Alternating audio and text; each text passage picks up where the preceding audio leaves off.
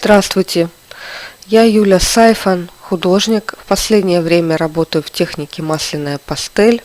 Надеюсь, сегодняшнее видео будет для вас полезно и интересно, несмотря на мой простуженный голос.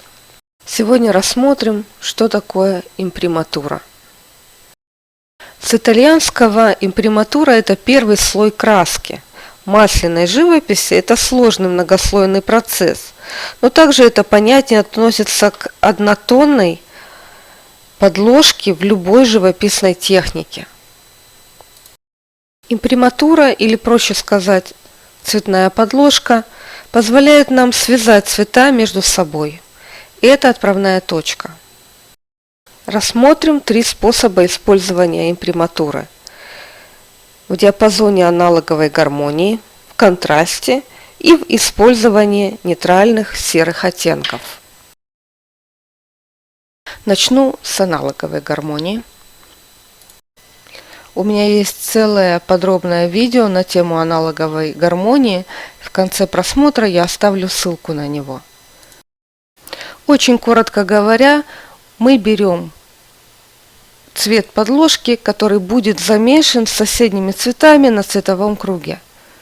В моем случае это гуашевая подложка и мелки масляной пастели. На цветовом круге ультрамарин находится в окружении холодных зеленых и фиолетово-красных.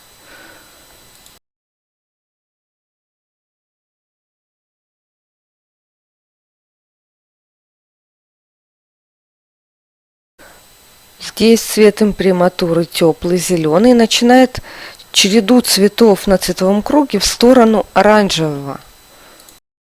Если у вас оттенки зеленого вызывают затруднения, решить эту задачу, и тут я не скажу ничего нового, может только пленэр. На пленэре можно брать просто общее отношение, увидеть массы зеленых, какие они разные по тону и цвету.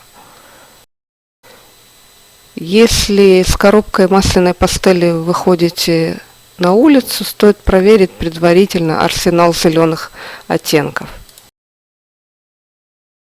Здесь цвет имприматуры коричневый. Он похож на оливковый, на зеленый, темно-зеленый. Поэтому я повторяю ту же комбинацию, что и в прошлый раз. Иду от зеленого, продвигаюсь через желтый и достигаю оранжевого на цветовом круге. Теперь рассмотрим контрастную подложку. На мой взгляд, контраст работает наиболее гармонично в теме лета. Яркие красные хорошо уравновешиваются дополнительными цветами зелеными. Я имею в виду и бутылочные зеленые, изумрудные, холодные и теплые. Все это я называю зеленым. Работа контраста – это симуляция реальности. То есть, работая корректно с контрастом, мы создаем плоское изображение в листе, в реальность которого верит наш глаз.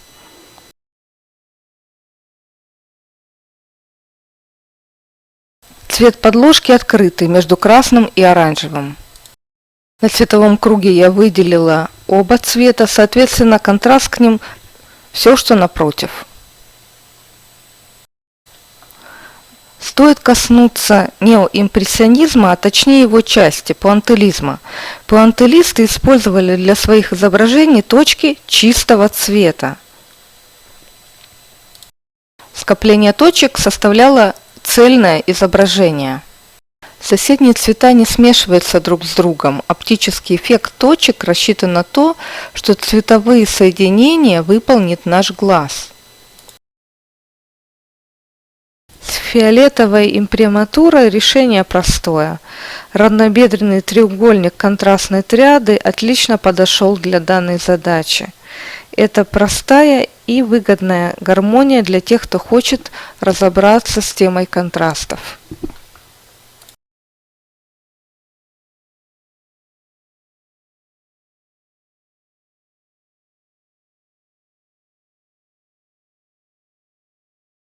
И, наконец, поговорим о нейтральной имприматуре. Нейтральные имприматуры дают ровное звучание всем цветам, то есть они не диктуют выбор гармонии. Но в этом примере я взяла за основу серый картон, по цвету он чуть холодный. На этом видео я продвигаюсь по аналоговой гармонии. По большому счету, любая нейтральная имприматура будет так или иначе склоняться в теплую или холодную сторону. Таким образом, отталкиваясь от ее цвета, выбираем гармонию. Или мы работаем в контрасте, или, как здесь, в аналоговой гармонии. На этом сегодняшний разговор о имприматуре подходит к концу. Пожалуйста, оцените видео и поделитесь своими впечатлениями. До свидания.